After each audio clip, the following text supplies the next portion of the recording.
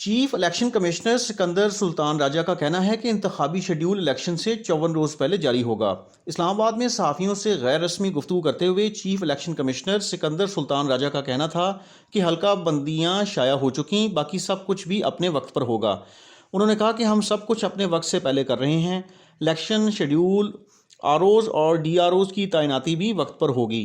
इंतखाबी schedule से मुतल्लिक सवाल पर chief election commissioner Sikandar Sultan Raja का कहना था कि 8 फरवरी से पीछे 54 दिन का हिसाब लगा लें।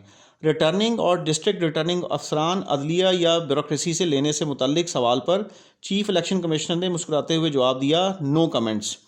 याद रहे कि इलेक्शन कमीशन ने मुल्क भर में 8 फरवरी को इंतखाबात करवाने का ऐलान कर रखा है और गुज़िश्ता रोज़ इलेक्शन कमीशन ने कौमी और सूबाई असम्बली के हलकों की हतमी फहरिस्त जारी की थी, जिसके तहत मुल्क भर से कौमी असम्बली की जनरल नशिस्तों के 266 हलके होंगे, जबकि सूबाई असम्बलियों की जनरल नशिस्तों के लिए 593 हलके होंगे।